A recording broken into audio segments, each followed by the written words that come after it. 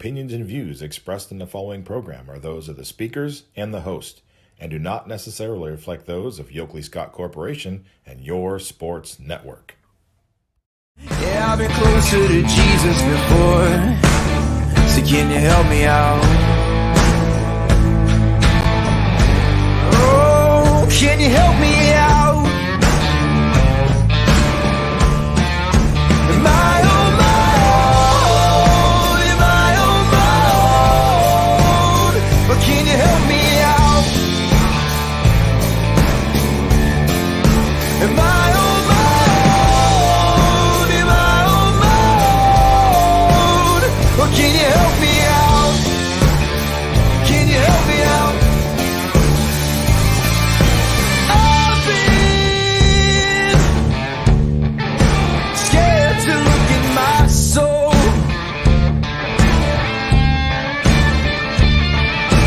I've been afraid I would follow the road. Yeah, afraid of the things I've been told. And hello, everybody. Welcome inside a Wednesday episode of Running Point on ysnlive.com, brought to you by Greenwood Chevrolet in Austintown. Right above our heads, it's Wednesday, which means I'm joined by Scotty Mincher on the show like we are every Wednesday. And Scotty, we got a fun one today. We are joined by a hero that wears the cape proudly, Leah Figueroa from Canfield, with the game-winning RBI last night as Canfield knocks off Austintown Fitch and ends a 26-game winning streak for the Falcons dating back to 2022. Leah, how we doing today?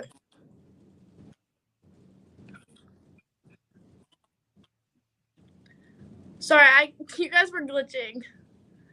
Yeah, how we doing today? Can you hear us now? Yeah, but you guys are like glitch. I can kind of hear you guys. It's just glitchy. Well, we'll drive through it and we'll see if it gets better. When we talk about this game last night, Leah, obviously it meant so much to Canfield to knock off this giant that's been looming in the AAC, Austintown Fitch. Talk about this game, kind of the preparation for it, and what it felt like through the ups and downs of the game. I'm sorry. Can you repeat? It's like glitching out really bad. All right, so on this thing, keep it simple. Just talk about last night's game and what it felt like to get this win. It was a really good competition. Fitch is really good people to play with, and I have good experience and like a good friendship with all the girls on the team, so it makes it like more fun to play against them. And just I had the mentality and I was really focused in, and I really knew that getting that hit and everything was just very big. Game is unfolding. You guys take an early lead. They tie it up with a home run. You come up in the bottom of the sixth in an RBI opportunity. Take us through that at bat and what went through your mind to get that hit to get the game-winning run.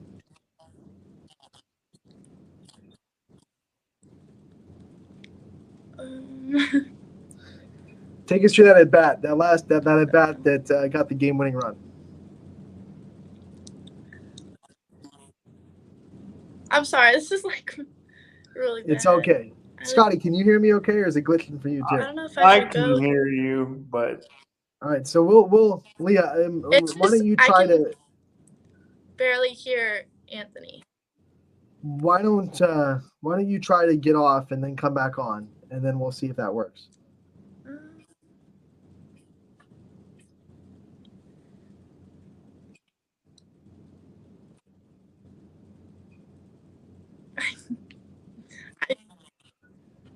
Why don't you try to log off and then get back on? We'll see if that works. I can't understand anything. Scotty, why don't you say it? See if she hears you. Can you hear me? 1 second. Yeah, kind of. Okay, Anthony. Okay, I'm gonna try to. What'd you say? I'm sorry.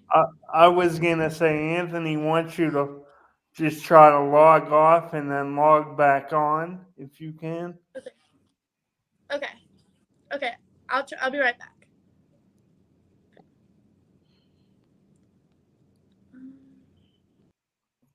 Welcome to live streaming. Am I right?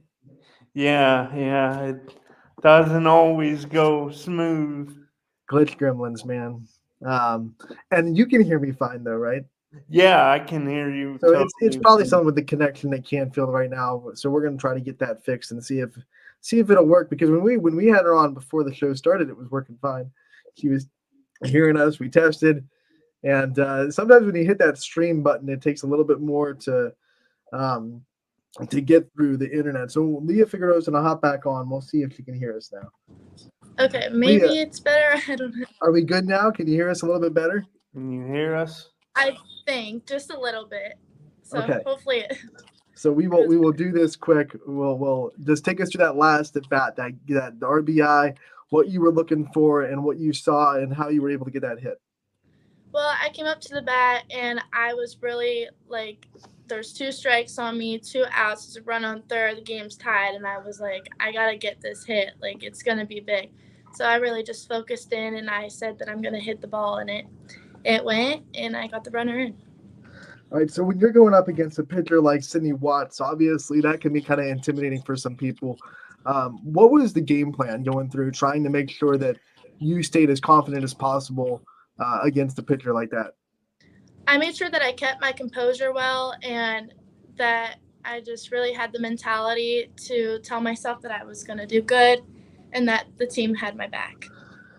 This has been a wild series between these two teams. I mean, last year you couldn't even decide a winner between the two because both of them were so evenly matched. This year, they take the first one. This one has to get moved to McCoon Park.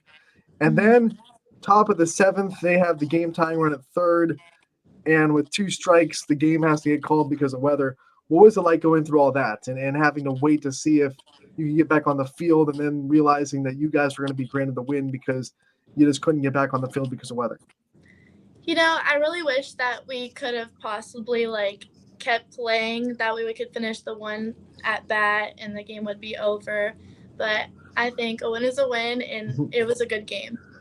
You will take it for sure. What's this win mean for this Canfield program going forward? How much momentum does it give you guys heading into the rest of the season, knowing that you beat a team that has had your number for the last couple of times? Playing Fitch, it really gives us confidence and everything because they're such good competition, and that's what we need. And it gave us a lot of motivation, but they are a great team. Melena Toth pitched really strong in the circle against Fitch. Obviously, you were catching her. What was working so well for her? What do you see from your perspective on Melena's throwing? Really good chemistry with Melena. She's definitely brought me through since freshman year, and I really love catching her, and I couldn't ask to catch anyone better. She has such good movement, and she's such a good pitcher, and she has a lot of things going for her. All right, Leah, because we're dealing with some technical difficulties, we're not going to keep you on. We'll get you back for a player profile at another time when we can try to fix these technical issues. And but congratulations on this win. We appreciate your time hopping on with us short notice in the middle of your school day. And congratulations again on the win last night. Okay, thank you so much. All right, you got it. Leah Figueroa from Canfield, the hero. And not all heroes wear capes, but I think a cape would fit, Scotty. I think a cape would fit Leah Figueroa pretty well. I think, when you talk about beating a team with a 26 game win, I mean that's hero status, and getting that a game winning hit like that. She's definitely cape worthy, that's for sure. Yeah, when you think about this series, Scotty, for people that haven't been following or are just tuning in, this wild Austintown Fitch versus Canfield series, especially the last 2 years. If you rewind back to last year, the first game that they played all year, it went into extras, and then they kept going into extras and extras. They ran out of daylight because they could not win. Neither team could get the edge over the other in extra innings. So that game gets postponed because of daylight, tied in extras. Then they're just like, at that point, they're like, hey, you know what? Let's just finish it tomorrow. We'll finish that game. We'll start a new one. Everything's fine. Then Mother Nature of Northeast Ohio kept getting in the way. They kept trying to reschedule. It kept getting in the way. And fast forward to about a week before the end of the season, They finally are able to get a game in. Their plan was to play a full game and then try to finish that extra inning game, right? So they go in full game, it goes to extras too. Couldn't get a win. Couldn't get a winner. They were too evenly matched. Coaches got together, decided, hey, you know what? We have state tournament runs to go on in about a week. We're not going to get both games in at this point. That's kind of clear. Let's just call it a tie. Split the AAC, split player of the year, all that fun stuff. And they did it. And they both went on state tournament runs all the way to the state championship game. Fitch won. Canfield fell short.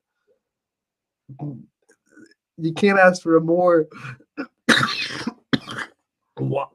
wild setup for the last night where Mother Nature gets in the way again. Canfield's up 2-1. Fitch has the game-winning run on third. 2 outs. 2-2 count. And then that's when the lightning hits. It was a lightning delay first. It wasn't downpour, so the rain wasn't going to stop them yet. But the lightning forced the delay for safety.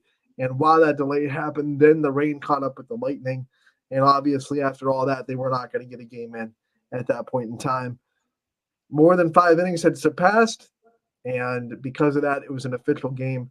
Canfield gets the 2-1 win. Yeah, and what a big one. What a game. And that's the thing, Anthony. Like when people, and there's people out there and they'll say like baseball or softball, they'll say how, it's boring to them and this and that. And I just never like got that take. I've always thought it was a really bad take because in my eyes, especially with all these great pitchers in the area talking softball exclusively, like every pitch creates like that different scenario and the tension slowly builds. Yeah, it can be a slow burn, but what the build up to it is just so fascinating to me and compelling, and I never really understood, people that had takes saying baseball or softball is boring because I think every single pitch creates that different conversation and it's like you could cut the tension with a knife. Yeah, and I just got to say, I think since this is now officially the last time Melinda Toth and Sydney Watts are going to go up against each other in the circle, we have to talk about how much of a pleasure it's been to watch those two go at it over the years. Now 3 years because Sydney Watts is a junior and Melinda Toth is a senior. So 3 years in a row, we've seen these two go at it. We've seen just ultimately great competitors in the circle. Both of them are Division I pitchers. It's been an absolute treat. And I think for rivalry's sake, it was kind of nice to get Canfield a win in there just because you can't call it a rivalry if one team doesn't win. I know last year neither team won, so you kind of take that with a grain of salt. But that's the old adage, right? It's not a rivalry unless both teams get a win. So Canfield getting the win last night puts even a bigger stamp, I believe, on this rivalry for how awesome it's been between Canfield and Fitch over the last 3 years. Yeah, and that's something I think it's hard at times when you're in the moment to have that full appreciation for something in sports and rivalries. You I think a lot of times we tend to, take it for granted or, things are happening so quickly that we don't really, we're all about the next game and we don't have as much time to sit back and appreciate what's happening. But, to have two pitchers like that are in the area and have added so much to that rivalry. It's really something that's special, and I think rivalries mean so much to sports. I mean, let's face it, it's why not as many people that they don't watch the NBA now Mm-hmm. as before because you don't have the great rivalries as much like back in the day with free agency and players switching teams more often. So I think it's something that you really have to try to appreciate and not take for granted. When you think rivalries, I think it hit the nail on the head. And that's what brings the viewers. That's what brings the excitement. This idea of these two teams are so evenly matched. Some rivalries are interesting because the two teams really don't like each other, especially in professionals. You see the bad blood. I don't think you see that at all in Canfield versus Fitch. I think both coaches have the ultimate respect for each other. Leah Figueroa, one of the first things she said and brought up was, got a lot of friends over there at Fitch, and it's awesome to compete against them. But I also want to give her a shout out because she did admit that they wanted to get the win definitively. They felt kind of, it was kind of sour that they weren't able to go out and get that final out. 2-2 count, runner on third. A competitor wants to go and prove that they won it with that final out. They'll take the win. They'll celebrate it. She said a win's a win. We'll take it. But as a competitor, I was very happy to hear that, yeah, we wanted to go out there and get that last strike, get that last out. So as much as it stinks for a Fitch, I've heard a lot of that last night, oh man, they had the game time run on third, they don't have the opportunity to hit it in. That stinks on Fitch's side. But don't forget that these Canfield competitors were not just like, oh yeah, we won, cool, let's go and wipe the sweat off our brow, go phew. Like they wanted to prove to everyone they could finish the job and get that last out. So they're a little bit sour too that they weren't able to do that because of Mother Nature. So as much as it does stink for Fitch, they put the game tying run on third, and they had a 2-2 count, and they were that at bat was going very well in Fitch's favor. A couple foul balls, fighting, battling.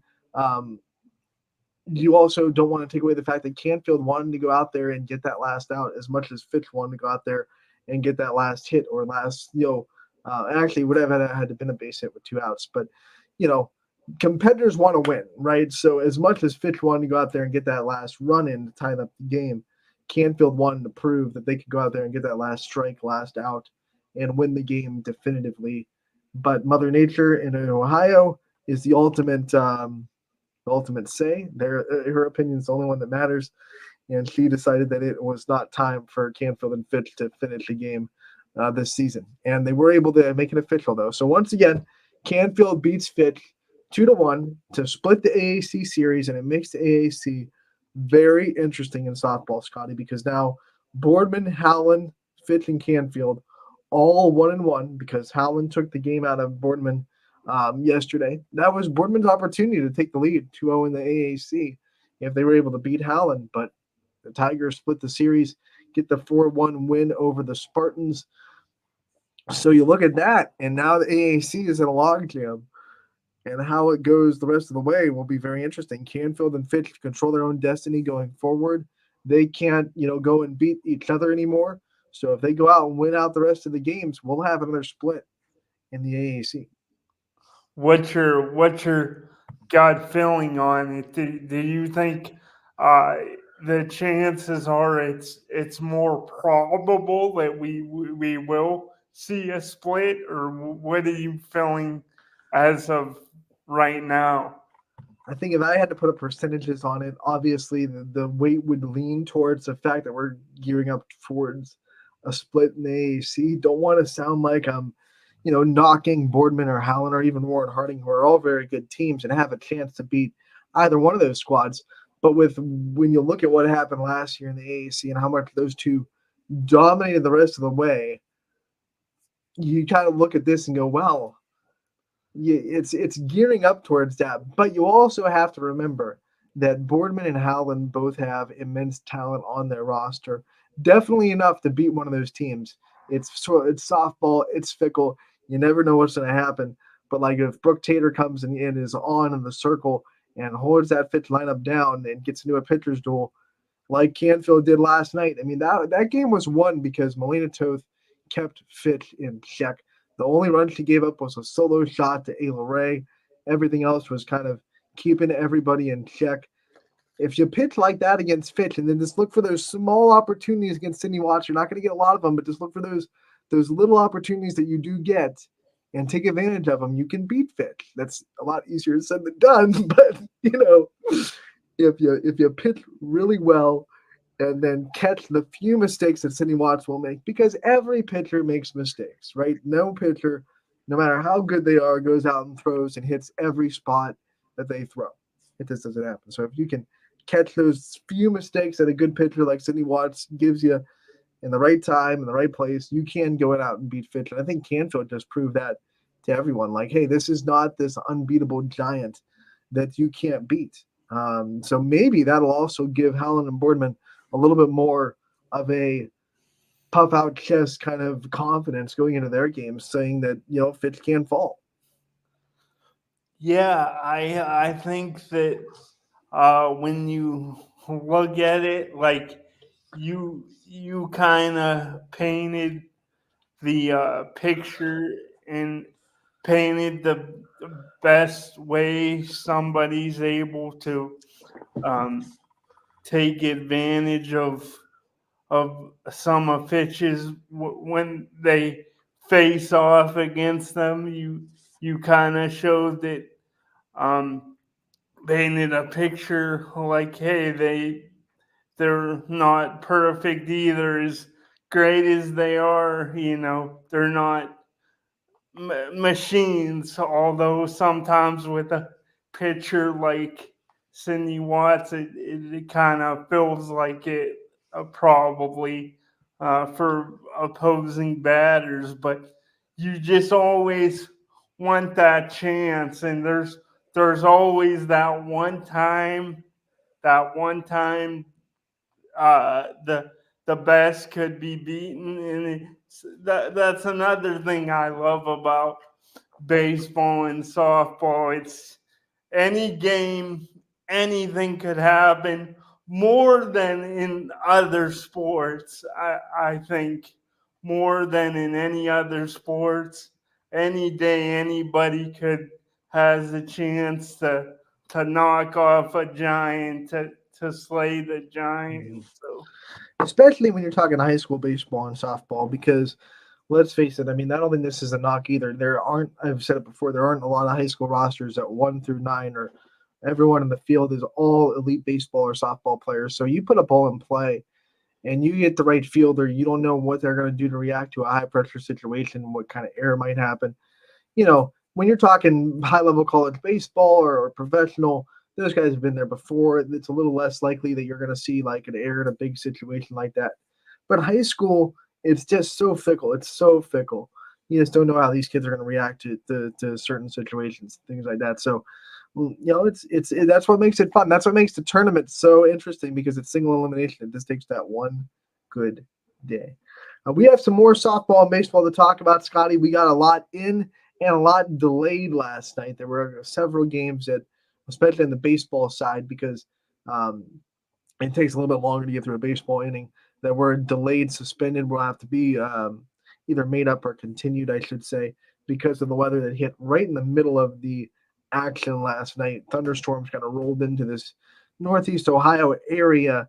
So a lot of games got suspended or delayed that were not able to be finished. But we did have some finals, and we have to start with a couple of perfect games, because perfect games are ones that you just have to take a look at throughout the flowers. First one on deck, champions Gabby Gradishar throws a perfect game in MVAC play against Garfield.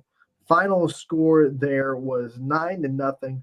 Let's go over Gradishar's final line of this game.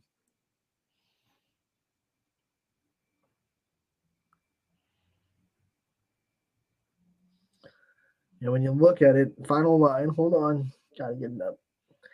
It is 7 innings pitched, no hits, no runs, no earned runs, obviously. 16 strikeouts, no walks, no errors on the defense as well. That is perfection. Scotty, you got to smile because you love to see perfection, right? oh yeah, it's gotta be, Anthony. I don't know where exactly you would rank it, but pitching a perfect game, whether you talk about baseball, softball, Mm. and to me, it doesn't matter any level. It's equally as impressive, and I think you can make a case in high school because you don't have Right. you haven't Same done point I it, just made. and you can make the case that it's even more impressive on this level. Yep. So I think it's one of the greatest feats in sports, to be honest with you, Anthony, throwing a perfect game. Look, no hitters happen a lot in high school. Like not like super a lot, but they're not as rare as you see them in professional, in college. High school, you get a little bit more of those no hitters because really dominant pitchers eat up lineups that just aren't ready for that level of pitching. But a perfect game is even more rare because high school, like I just said in our last segment, talking about how fickle the sport is, errors happen in high school a lot more than in college or pros. So you just never know when the defense is going to make that one little overthrow or whatever it may be. So a perfect game isn't just on the pitcher; it's also on the defense not making an error. That's not Gabby Gradishar's stat as far as I'm concerned. That's champion's defense stat right there. Throwing the perfect game, Gabby Gradishar gets the title of, oh, she threw a perfect game, but really it's champion threw a perfect game. And I think, normalize saying that instead of saying, giving all the credit to the pitcher, because yes, Gabby threw a great game, 16 strikeouts, no walks in let's see how many pitches. She did that all in 82 pitches. And they had the whole 7 innings because they weren't able to run rule Garfield. It was 9-0, so no run rule. 7 innings in 82 pitches. You do the math. I think that's going to be like maybe 11 ish pitches per inning, 11.7. That's immensely great efficiency pitching. When you think that even a strikeout takes three. So if you immaculate inning is 9 pitches, right? So that's like the least amount you can throw if you're striking out everybody. So you have 16 strikeouts. That's at least. Once again, I have to use the calculator to math. I'm a Georgia Tech fan, not a Georgia Tech student. Do not ask me to do mental math. 48 of her pitches, at least 48 of her pitches, of all those strikeouts were 3, were the strikeout pitches. So talk about pitch efficiency, doing the job. And then if that wasn't good enough, Scotty, if a perfect game doesn't get you flowing for Gabby Gradishar, she also 1 for 3, a home run, and an RBI. So she also went yard in the game. You can't do much better than that, right? Yeah, like that's just crazy.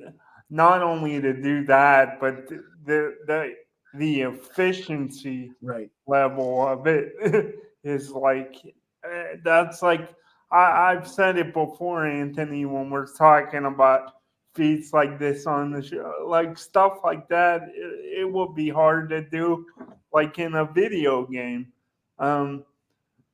I think when you talk about the immaculate inning and throwing the 9 pitches, and for her it was only 2 over that, and then you talk about the home runs too, and producing at the plate like that is a night to remember for sure. All right, so that was a great game for Champion. We'll go over the rest of the stats real quick for the Flashes. Addie Warzela also hit a home run in the game. It was at the inside the park variety. So she had a good day, 2 for 4 with 2 RBIs there. 3 RBIs from Haley Householder, who went 1 for 4 with 3 of them. And an RBI from Isabella Meyer, who went 3 for 4 as well. So a good day on the plate all around for Garfield. 9-0. They get the win over, for Champion over Garfield. My bad. Let's go to the other perfect game, Scotty, because we had not 1, but 2 in the softball world. And it was Middle Ridge. They played a doubleheader against Sebring. And in the first game, that doubleheader, Lily Marilillo was perfect for Middle Ridge in the circle. 5 innings because of the run rule victory. She gave up no hits, no runs, obviously, no walks, 11 strikeouts in 5 innings. That's only 4 outs recorded that were not of the strikeout variety for Mineral Ridge. And once again, no errors for the Rams either. And just like Gabby Gradishar, Lily Marilillo also produced on the offensive side with an RBI on a 1-for-3 day and a run scored. So not one perfect game, Scotty, but 2 last night. Not too many times on YSN in my career covering softball and baseball have we seen 2 perfect games in the same night. And like you said too, you have to give just as much credit, if not more so, to the defense behind the pitching. Right. Because I know she struck out most of the hitters, but that's still 4 plays you have to make on defense. So yeah, and you have to, and it's pressure packed too, because you don't want to be the one to make yeah, don't you dare be that one that ruins a perfect game. Mm-mm. They will abandon you in the dugout. You'll be sitting alone for the rest of the night. Yeah. Well, it goes to just like that competition and competition at the highest level. I mean, we've said it, people have said it for years, and I honestly think it's true. Like it really does bring out the best in everybody when they see, their teammate going out and just dominating like that. They want to make sure that they're up and playing at the top of their game as well, and that's something that I think is beautiful about not just softball, but really any sport, is when you see someone dominating, but you kind of see that trickle effect, the domino effect on the rest of the team. So the other contributors for Mineral Ridge on offense, Sullivan Sandy at the top of the lineup went 3 for 4 with 3 runs scored and an RBI. A big day for Lainey Wrigley, who was 4 for 4 at the plate with 3 RBIs. This is game 1, by the way. They also had a win in game 2 with plenty of offense. We had Gerberry with a 2 for 3 day with 3 RBIs as well. And then the bottom of the order, the 8 and 9 hitters with 5 combined RBIs. 2 from Wiley and 3 from Haney. So a big night for Mineral Ridge. They win 14-0 in game 1, and remember that Lily Marilillo was perfect in that game. Mineral Ridge won the second game 7-0. This one had to be shortened because of the weather, but it was made official. 7-0 was the final score. And in this game, Savannah Turek threw a great game with only 1 hit allowed, struck out 6. She was able to get 3 innings in. Offensively for the Rams, RBIs, only 1 RBI actually. The rest of the runs were scored without runs batted in. So 1 RBI from Lily Marilillo, giving her 2 on the day. Runs scored by Marilillo and Wrigley and Haney, Wiley, and Barker as well. And then 2 runs scored from Sullivan Sandy in that shortened game that was still made official. 7-0 Mineral Ridge wins a doubleheader with Sebring. Scotty, let's go into some baseball because we had a great pitching performance from Canfield. And this game was also cut a little bit short but made official as they played Boardman.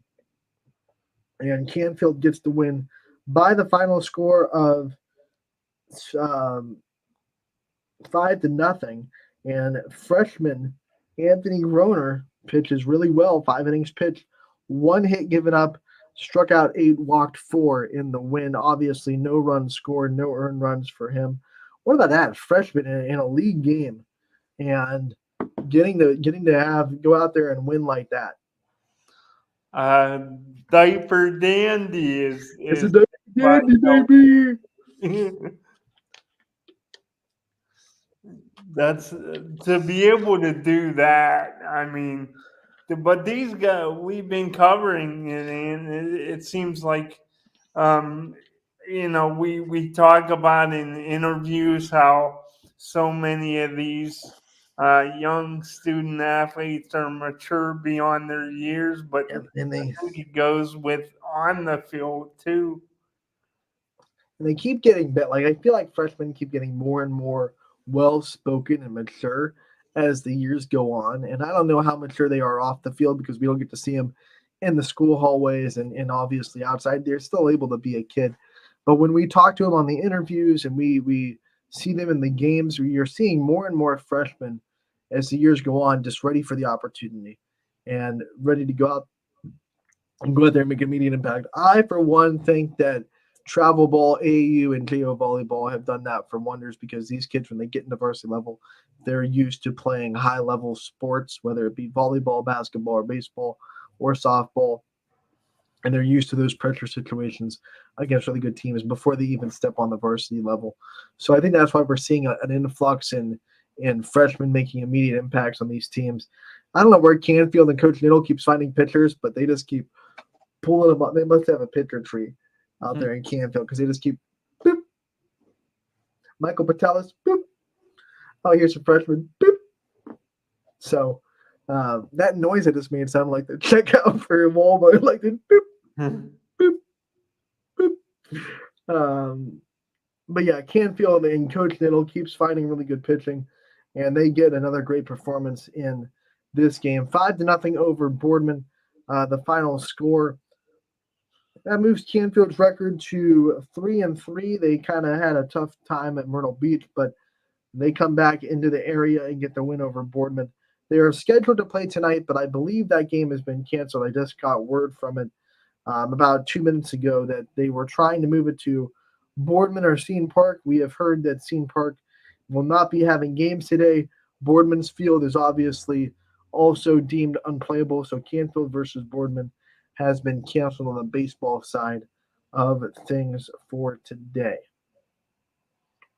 So we'll have to wait a little bit for that rematch. We will keep you up to date as the day goes on cancellations. Trying to just pick out another really great performance from last night. For a full recap of the night, you can obviously go over to ysnlive.com and either check out the scoreboard, which is brought to you by Burnett Pool Spas and Hot Tubs, or you can scroll through the homepage and see all the recaps. There were some wins that, they're just expected. Poland getting a win in the 8 for softball. South Range doing the same. Dylan Simpson with another big game for LeBray as he pitched in a 4-0 victory over Newton Falls. We'll go over this one. Dylan Simpson with 7 innings pitched, giving up 6 hits, no runs, 8 strikeouts, 2 walks.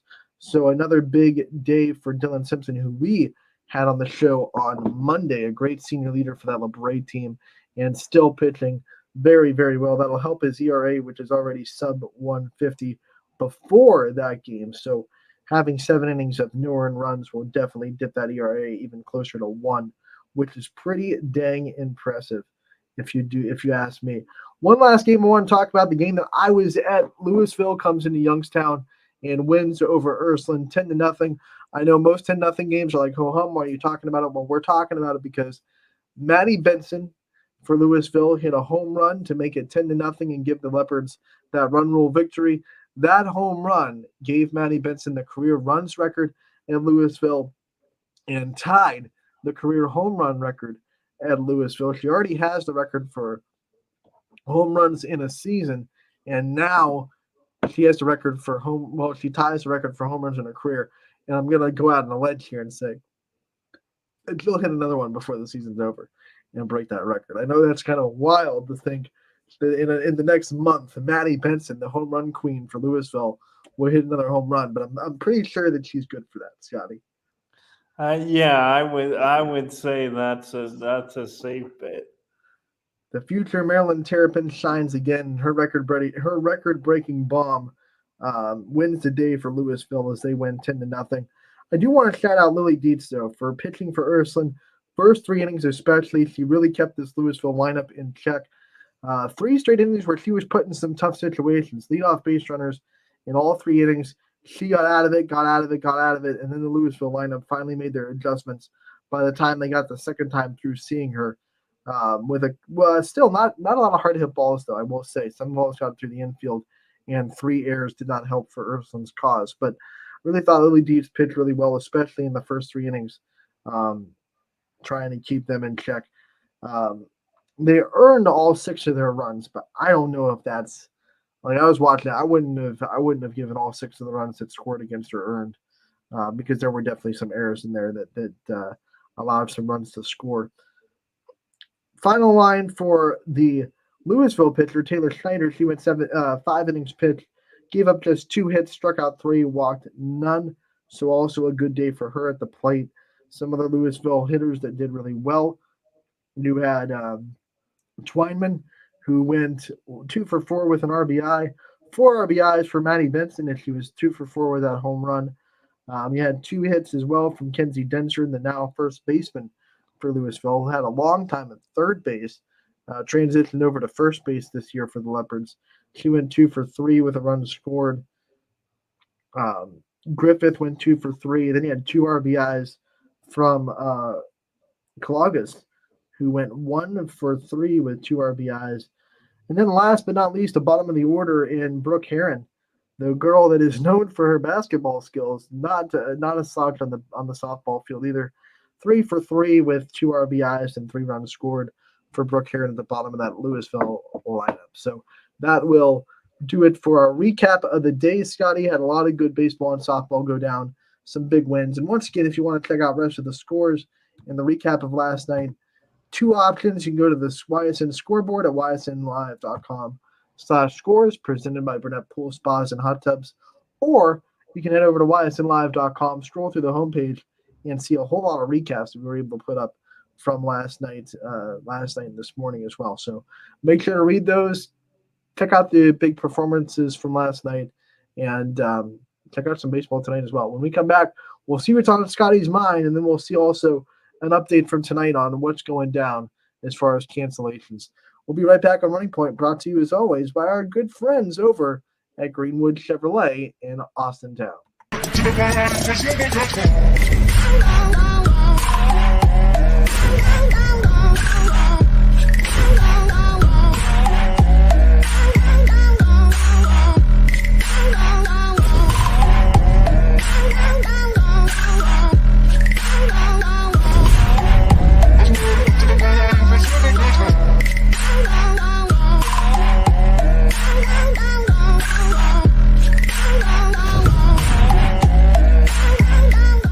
Now you can see every school, to the smallest school, to the intermediate schools, to the schools in the outlying areas. It gives you coverage that you could just never get to before. It's something that's great to experience, and it's opened up a whole new wave of sports viewership.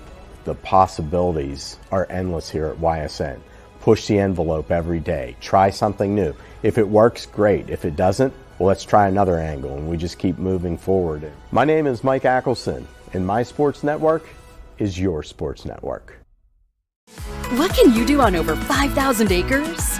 At Mill Creek Metro Parks, you can discover unique habitats and wildlife, create memorable family moments, experience history, heritage, and park programs, explore scenic landscapes, take time to relax and be well, connect with nature and each other. Come see what's new at Mill Creek Metro Parks.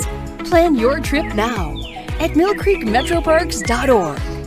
Going the extra mile at Greenwood Chevrolet means taking care of our local customers. And it's just a great feeling to put them in a vehicle and get them all excited about a new vehicle. At the end of the day, our goal is to be someone our customers can count on. And every day I'll go the extra mile for the community so they can trust us. To do anything that would convenience the customer or make them feel more at home. Realizing, number one, that we're here for them and that we're not going to go away. That's what going the extra mile means, only at Greenwood Chevrolet. Welcome back to Running Point on ysnlive.com, brought to you by the people you just heard from in that commercial break.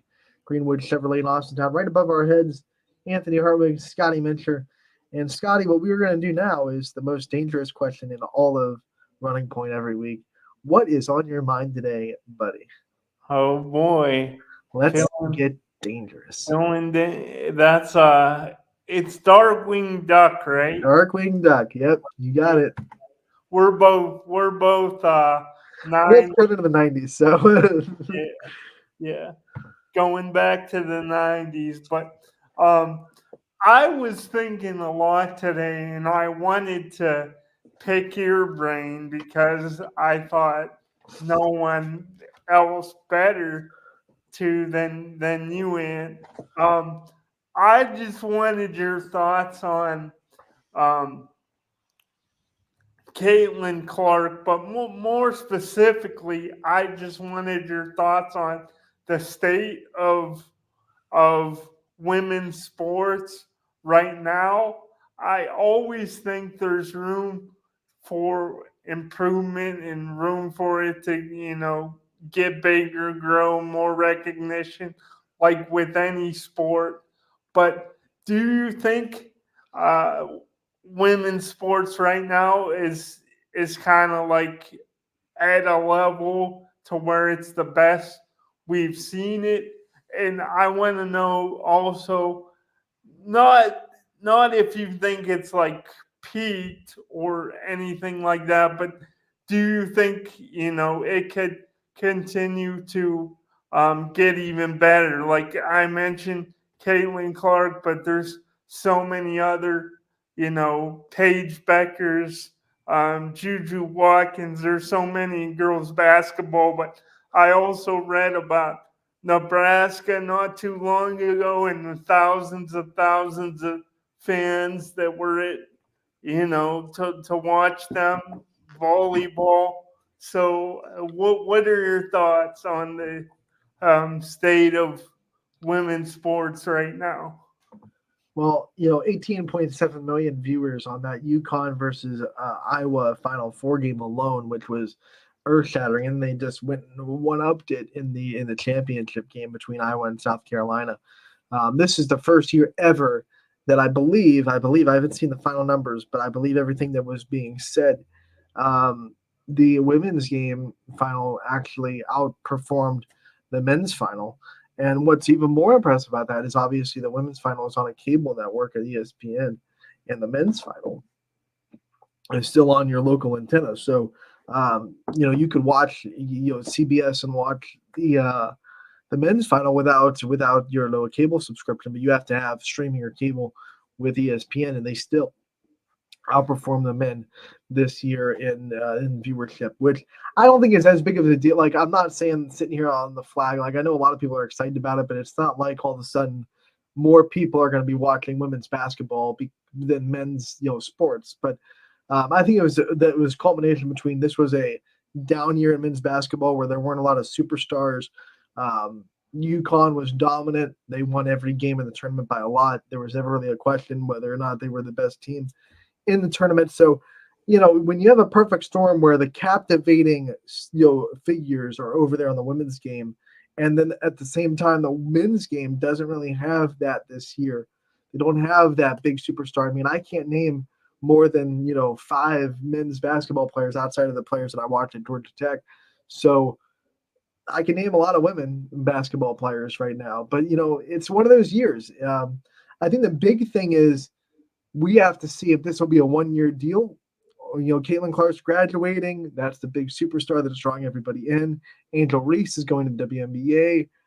What's going to happen now? Is the interest still going to be there? Do the fans stick around? Do they follow those teams in the WNBA? Because let's be honest, we've had superstars in the women's basketball world before. Candace Parker was like lighting the world on storm in women's basketball because she was dunking, and you were like, oh my gosh, she's dunking in high school. And she was a phenom in Tennessee, and everyone was watching her. And then all of a sudden, no one followed her to the WNBA. Same thing with Maya Moore from UConn. Big superstar, big name, a lot of press when she was in college. Skylar Diggins in the same realm in Notre Dame, but no one really followed them to the WNBA.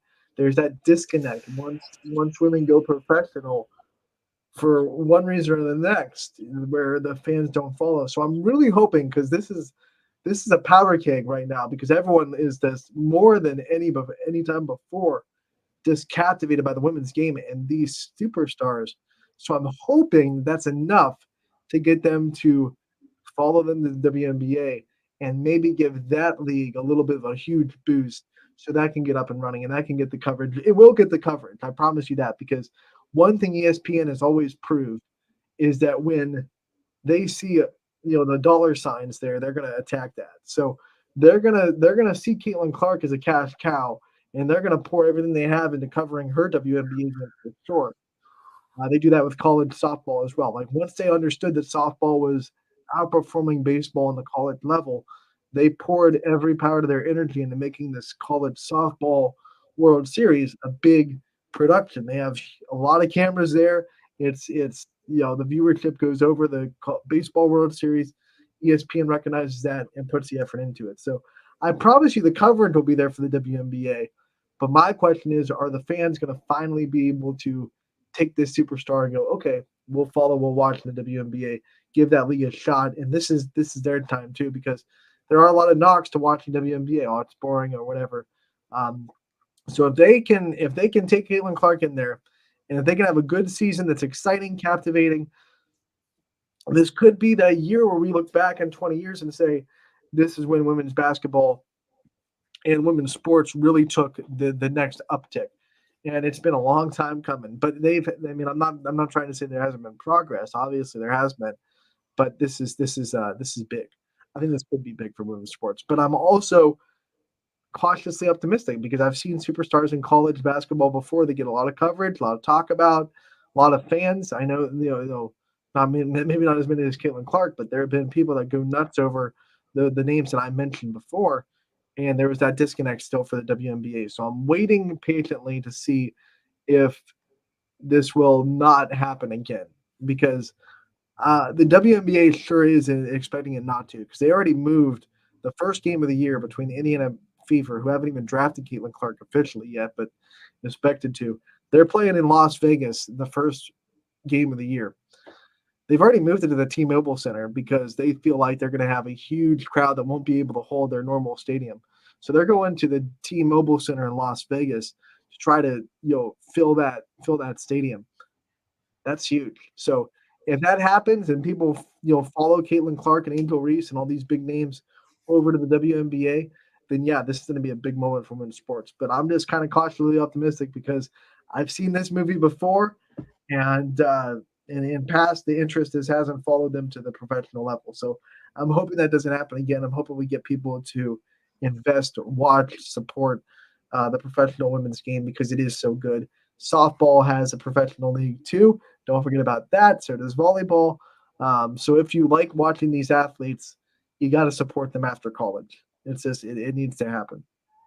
That being said, do you see, because me and my dad have had a lot of discussions on this, and I just wanted your thoughts on he's not quite convinced. I'm not gonna throw the word bust out there. Like he doesn't think Caitlin Clark is gonna be a flop or a total bust in the WNBA, but he's not convinced she's gonna be a star necessarily. Like she's been, he just has some doubts. So I just want to know from you real quickly, how do you view her as an athlete, and what's your biggest concern for her now going into the WNBA? And then the other thing I wanted to kind of tie into this locally, like I thought, as much as I enjoyed the All-Star Slam Dunk Contest, and I was elated to be a part of that, and it was super awesome. I thought the best event of the night was the girls' All-Star game. So, do you feel like it's starting to trickle down even on the high school level that girls' sports is kind of really starting to blossom even more on that level too? Wow, I hope so. I hope so, Scotty. I hope we're starting to see, you know, the rise of women's sports in high school, and these players are getting more attention in high school because there are more and more, whether you like it or not, there are more and more ranking websites out there that are spitting out information and interviews and rankings for these players, whether you're talking about volleyball, basketball, softball. There's a couple of softball sites that are very well known that rank these players in the classes. Extra inning softball is probably the one that's most popular, but basketball has the same kind of setups, and so does volleyball. So now with social media, you can go on those websites and know exactly what's going on, not just in Ohio, but you can know, okay, who's the top player in Michigan, who's the top player in California, in Texas, in Nebraska, et cetera, et cetera. And you can find their highlights and find their video and see what they're all about. That was not something that you could do a long time ago. And I think that's one of the reasons why you're starting to see more and more coverage for women's sports in a big way. But yeah, I hope so, man. I hope so. I think, if you look at the numbers, the participation in sports in women's sports in high school is actually a little bit dipping right now, which is scary.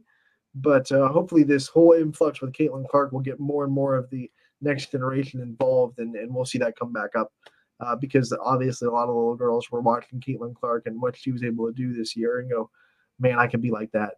And then back to your first question about Caitlin Clark in the WNBA. My biggest thing that I think is going to be like her biggest obstacle is these WNBA players who are already established in the league, who are very competitive, ultra competitors, have been watching her get the limelight all time for 2 years, thinking like we're professionals. She's gonna come in as a college player and think that she's gonna run our league.